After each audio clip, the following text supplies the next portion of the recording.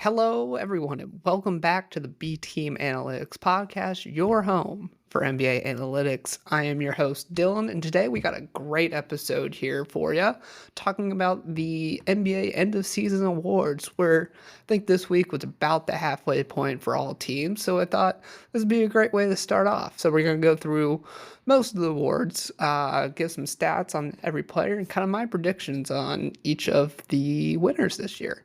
And I'm also including NBA first team in there because that is also important on top of that. So, with that, let's get right into it. I think the first place that's really good to start with in this conversations are currently notable players that are out. Obviously, they had the new rule implemented last year about the 65% rule, I believe it is. And, players have to at least play 60%, 65% of games of the season. That equates to about missing 17 games, give or so.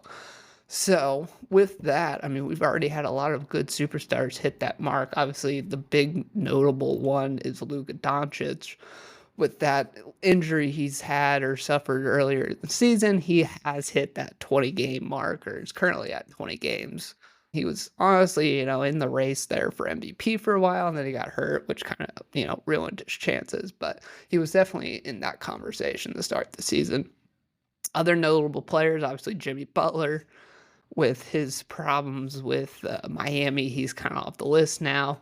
Joel Embiid, obviously, he was up there. Zion Williams, that's more for all NBA. I think when he does play, he's lighting up the season, but currently he's hurt all the time. So we can get into Zion on another time, but that's kind of one big one for, all NBA teams. Pablo Banchero obviously hurt himself earlier in the seasons, only played about 5 games, but those 5 games looked amazing. He, on track for all NBA team, but obviously got hurt. And the big one, which really is not affecting them, but Chet Holmgren also hurt.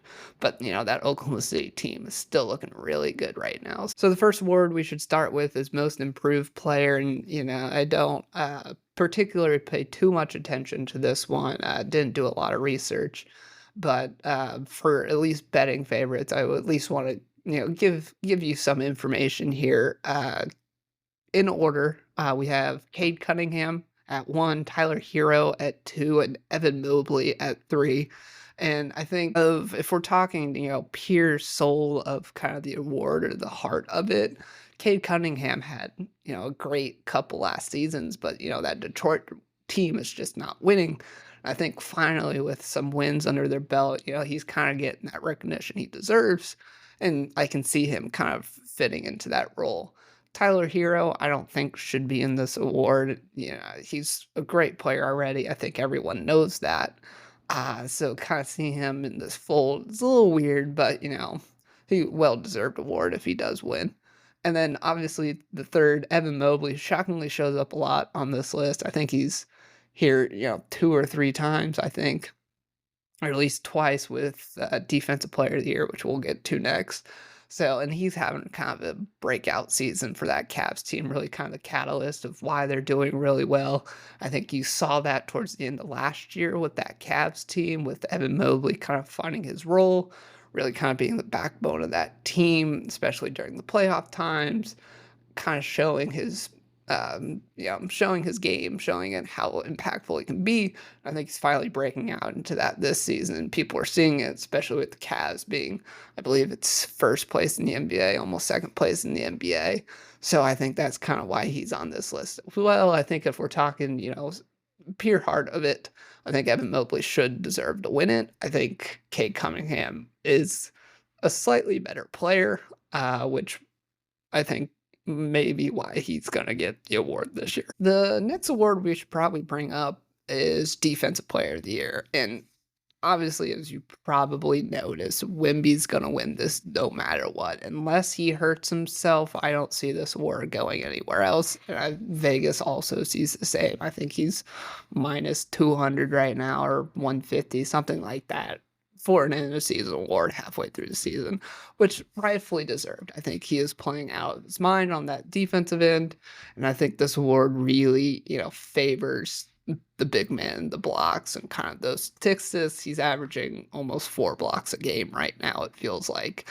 And, the voters are going to favor those block numbers over anything else. What I want to bring up, obviously, I talked about it last time in Most Improved Player. Evan Mobley is having a great defensive player. And honestly, if they were to like split the award for maybe big man and some sort of guard, front court, back court defensive player year, I think Evan Mobley would be that number 2 guy. So just to kind of bring up some statistics, because this is the B Team Analytics podcast. Let's try to throw some statistics into this as much as possible.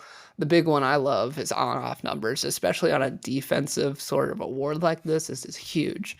So on-off, so currently, his net plus minus when he's on the court or off the court is 9.6, which that doesn't lead the NBA, but it's definitely a top 20 for him. But specifically, his on-court number is 13.6, net point difference, which is fantastic. That's top 5 in the NBA, and that's primarily, honestly, in my eyes, due to his defense.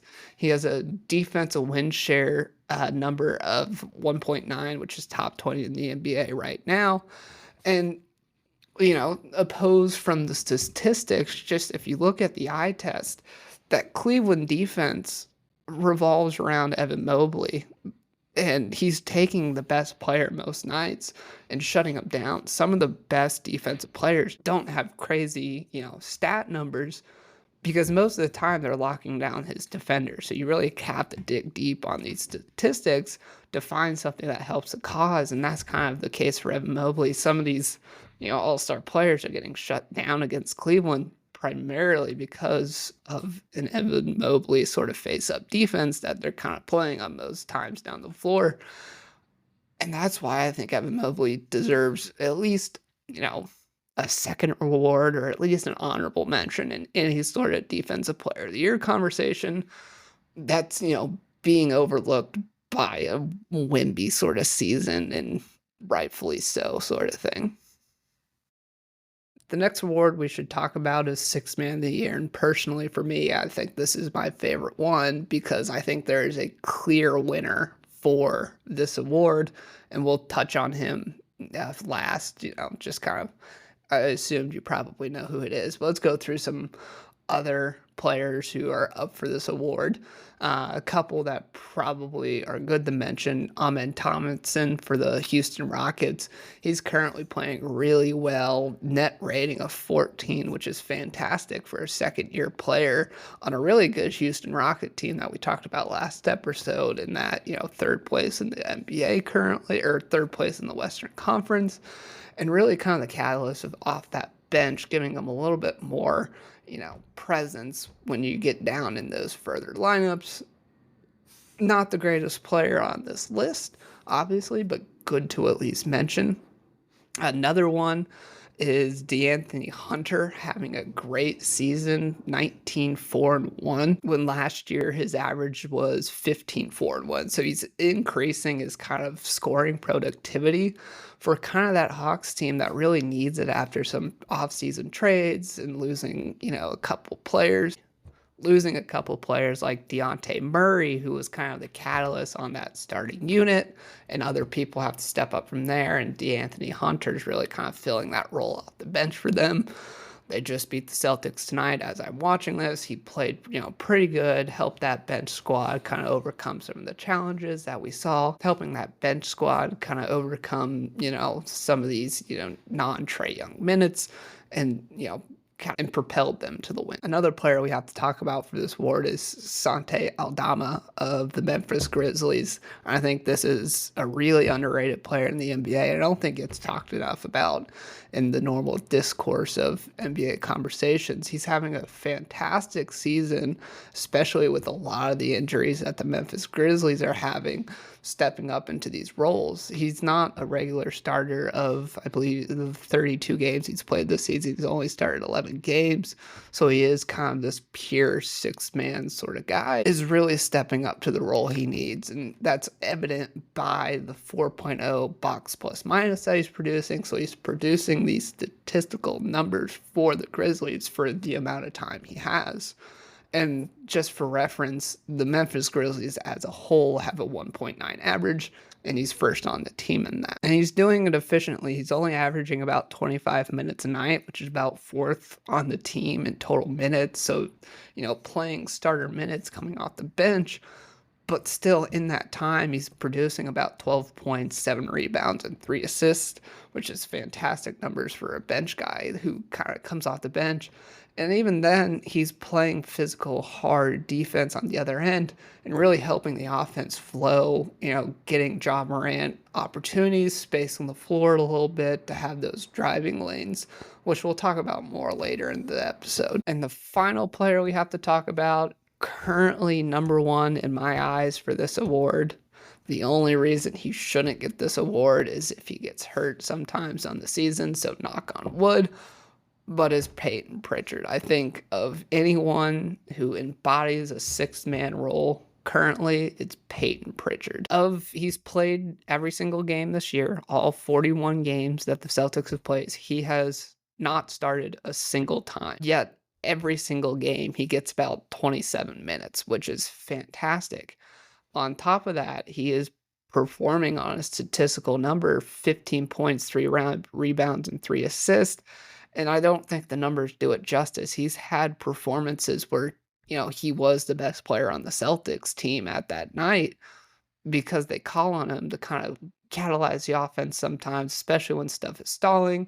He's a good, buffer to come off the bench, around that 8-minute mark to, catalyze, a slower sort of offensive pace that they might be seeing.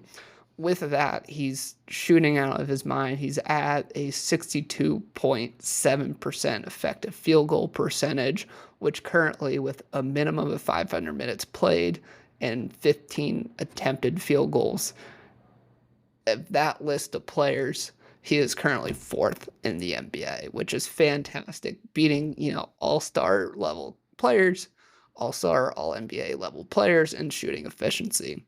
On top of that, he has the second best win share on the team behind another great player in Jason Tatum, which we'll touch on later in the MVP conversation. And with all that, I think he is the embodiment of the sixth man of the year. And I think he's proving that, especially with kind of the hardships he's had earlier in his career, not getting the minutes he deserved. Now he's getting that time and he's really proving that, he deserves it. And with that, the sixth man of the year award would tie in perfectly with that. Next up on the list, I think honestly is the most interesting award of the year, and that's Rookie of the Year, because honestly, I think it's a very wide open award right now.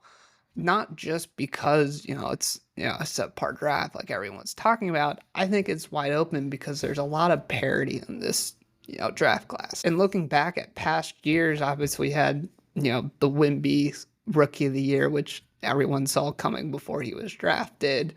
The year before that was the Pablo Banchero year, where he got almost every single first place vote. The year after that, the Scotty Barnes, Evan Mobley, which was, a two-horse race pretty much the entire year. And then the year before that is the LaMelo Ball and Anthony Edwards rookie class, which to this point, I'm still kind of shocked he won that award, especially with Anthony Edwards that looked fantastic coming out of college. Not, the Anthony Edwards we know today, but still produced at a high level for that Minnesota team that, kind of went unnoticed during most of the season. So to kind of note a couple of the players on this list, first off, I have to at least give a quick shout out to Dejuan Paladin, who in his rookie debut a couple nights ago against the Bulls, so his first game had 19 points and 4 rebounds, shooting 87%, which is a fantastic fantastic stat line for an opening game. So I'm hoping the kind of he obviously is not in the running for rookie of the year, but something to maybe keep an eye out on, going forward. Obviously, in my eyes, the true rookie of the year should have been Jared McCain, but unfortunately, obviously, he was stricken down with injury, late earlier last month. And before he got injured, you realistically could have said he was the best player on that Philadelphia team at the time, with Paul George and Joel Embiid getting injured and Tyrese Maxey not looking like the Tyrese Maxey of last year sort of thing. And especially he started 8 games towards the end before he got hurt, and he looked fantastic, dropping fantastic numbers. As of the time he got hurt, he was at 15 points, 2 rebounds, and 2 assists stat line going into his injury, which is fantastic and would most of the time win Rookie of the Year if you looked at it. The next guy I kind of want to talk about is, in my eyes, kind of the dark horse in this race, just because he's not the flashiest player on the court right now, but is a very solid piece of a pretty good team, and that's Zach Edey. He's not putting up, fantastic numbers. He's currently putting up about 10 points, 7 rebounds, and about an assist per night. But if you look at it, he's kind of the facilitator, and I'll touch on this a little bit later in games I watched this week. He hasn't played most games, but once he started playing, he's only played about 28 games.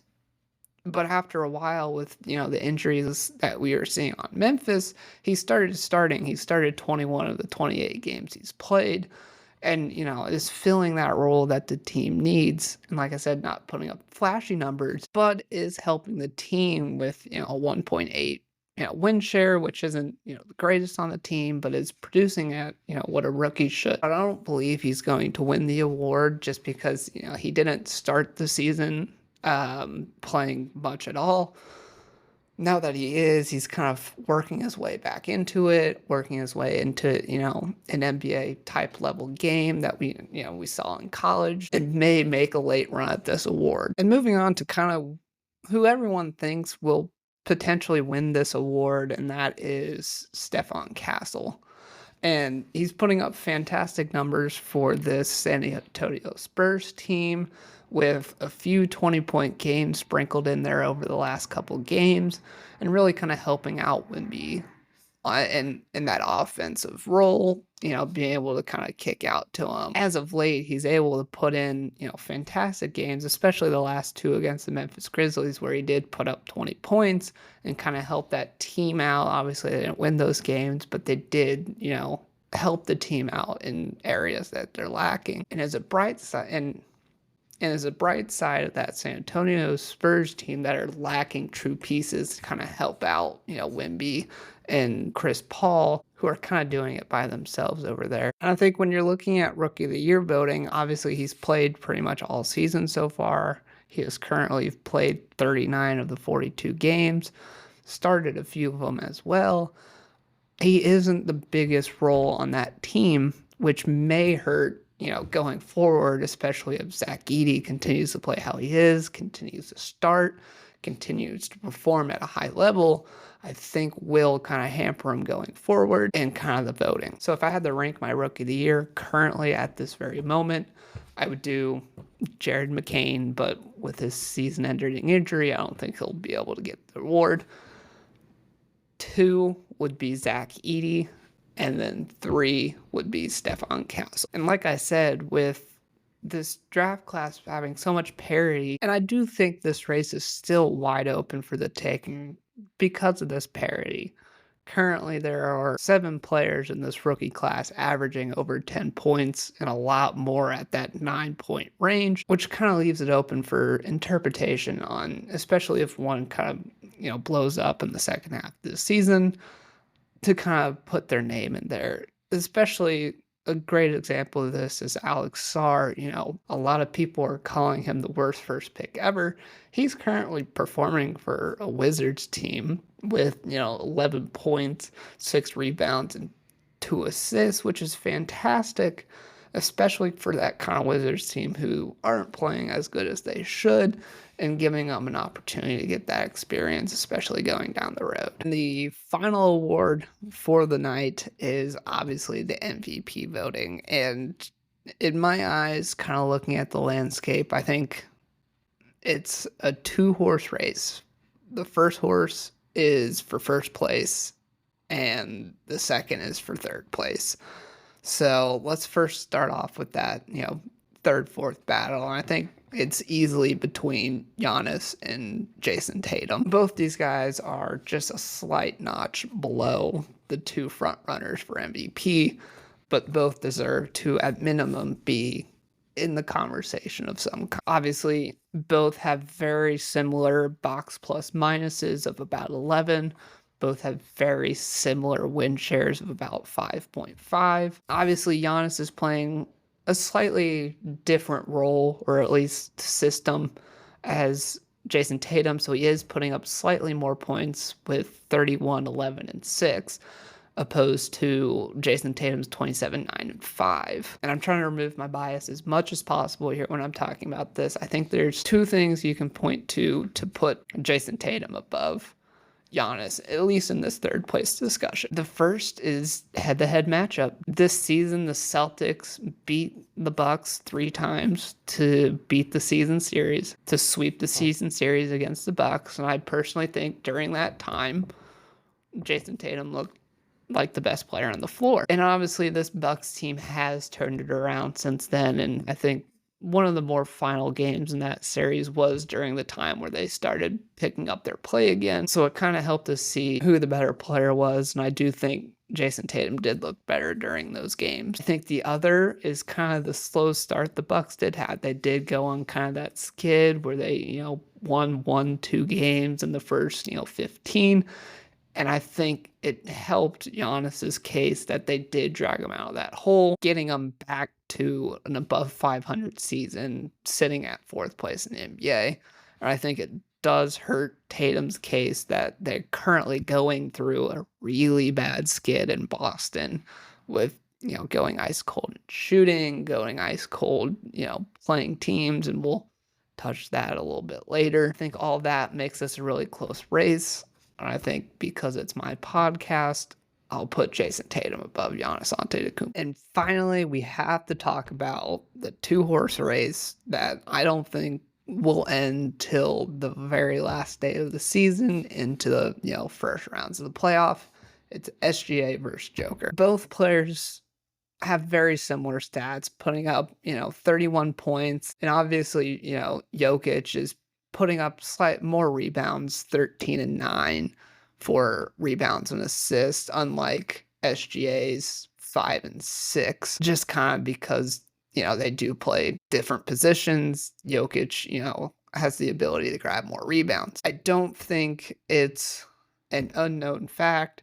Jokic has been the best player in the NBA for the past 5 years, 4 or 5 years by this point. And when we're talking, pure most valuable player, it definitely should go to Jokic, because without him, that Denver Nuggets team is just not the same.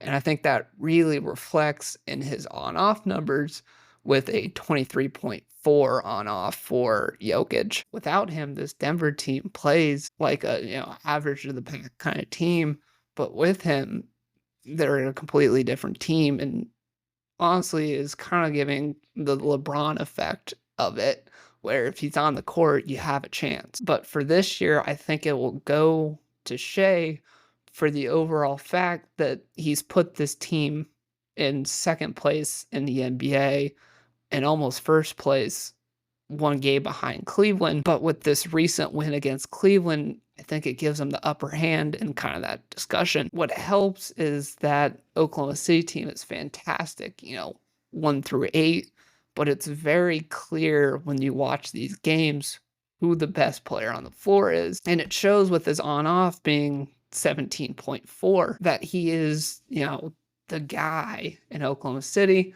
And I think he deserves kind of that award for this year, with the recognition that Jokic has played out of his mind for the last 5 years, sort of thing. And finally, let's quickly touch on first team All NBA. I think at this rate, you have the top 4 spots pretty well locked up with Shea, Joker, Giannis, and Jason Tatum.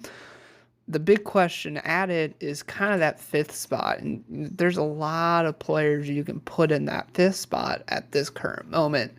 And I think it really comes down to 2 players, Wemby and Anthony Edwards. Wemby continuing with his fantastic play. I could see him nabbing kind of this All NBA first team spot, but I think if you look at a whole, I believe Anthony Edwards deserves this a little bit more just because he is playing some of the best basketball of his career currently and is currently leading his team to, a way better record than Wemby currently is. And I think that win differential might set him over Wemby. Anthony Edwards will set over Wemby on this first team discussion.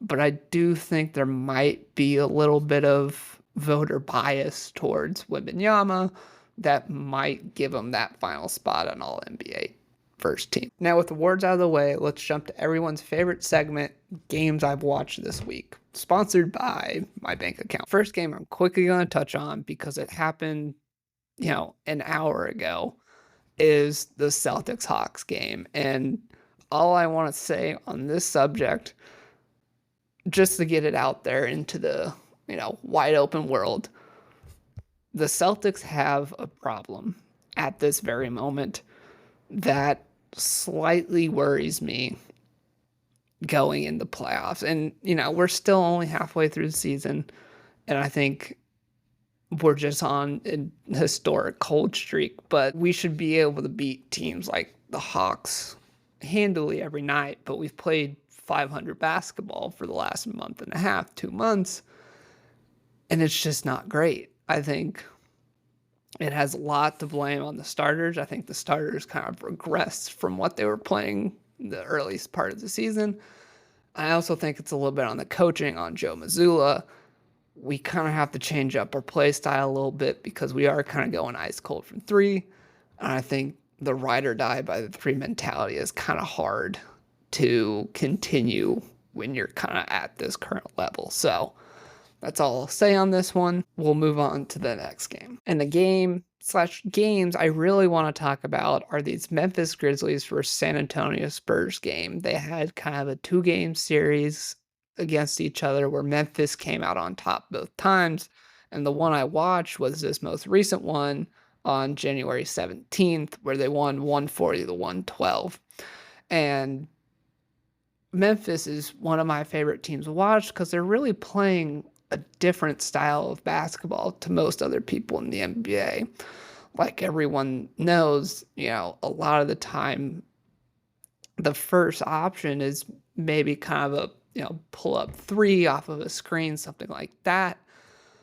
What this Memphis team is doing is really starting their offense on, whether it's a baseline drive or a top of the key drive off of the screen. They're getting downhill first and kind of looking at these options closer to the rim. And it really all starts with a Desmond Bane drive a lot of the time. He's really, putting his head down off of, whether it's a Zach Edey screen, a Jared Jackson Jr. screen, getting downhill, and you can hit him for either a roll off of that, or a lot of the times you have, Sante Hadama that we've talked about out on that 3-point line to kind of shoot off of that. And it's a very physical type of basketball that you don't see a lot of the time. It's a very nitty-gritty kind of basketball that you don't see much. It kind of resembles like, an Isaiah Thomas sort of Celtics team that I used to watch back in the day. It's very,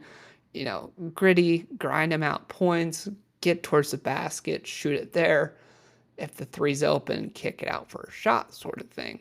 And I think this is a winning formula that I think people are going away from because it's less flashy and, the analytics say more 3-pointers the better. But if you look at something like a Memphis team who's, sitting 3rd place in the West right now, it works. And it works against a team with, the 7'6" alien that is Wembanyama, you're still able to get downhill. If you crash enough, you can pull guys out. You can, top of keys sort of jump shots where, it's hard to block, especially if you're having Wembanyama down low. You can get kind of some of these mid ranges open at a lot of the time.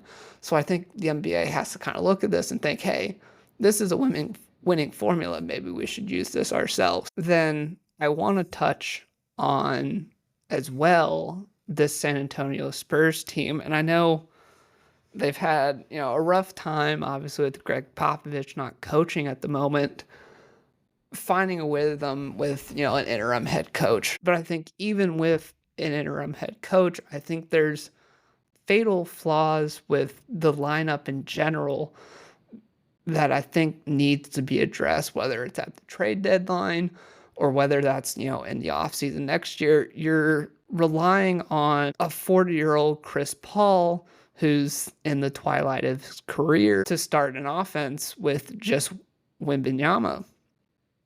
And apart from that, this rest of the team isn't set up, it's a lot of, considerable bench players who would be great in a different role, but are forced to kind of play these, 3/4 guy options because the roster isn't set up for that. And I know for the Spurs, it's not a win now sort of thing, but you got to think Wemby's going to start getting impatient if you don't do anything about it. And I don't think you're going to win games with Stephon Castle and Harrison Barnes in your starting lineup. And even then, you have Kendall Johnson and Julian Champagnie, as your 6th, 7th guys, when in all reality, these guys were, bench players 2-3 years ago. So I think, for a front office to think about it, I think you need to bring in some kind of starting small forward to shooting guard to help catalyze as a third option on a team. They don't have to be, an all-NBA caliber player, but I think it would be good to have a third dependable option out there. Something like maybe a Tyler Hero. Someone that is dependable on that wing side, so when everyone crashes towards the center to kind of guard Wemby, who is an automatic double most of the time, you have an option out there that you can kick to and reliably know he's going to score. Then as well, I think Chris Paul does a great job of running an offense. He won't be here for much longer. That's the thing. So you got to think, okay, who's going to be next to run the offense? No matter how good Wemby is, I don't believe you should have him bringing the ball up most of the time. You can, every once in a while it'd be good to kind of have him bring up the ball, run the offense, kind of, get the defense discombobulated.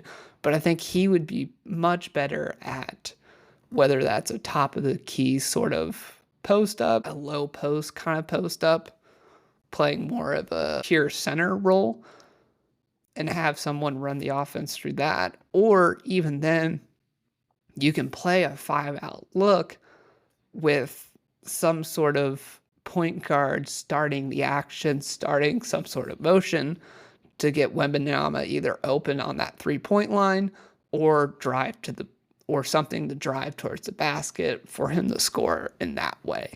So I think that's a couple of things they need to address here in the offseason or the trade deadline to make this team better than it is currently. And with that, I think we'll end the podcast here. Thank you everyone for listening, and I hope to see you on the next pod.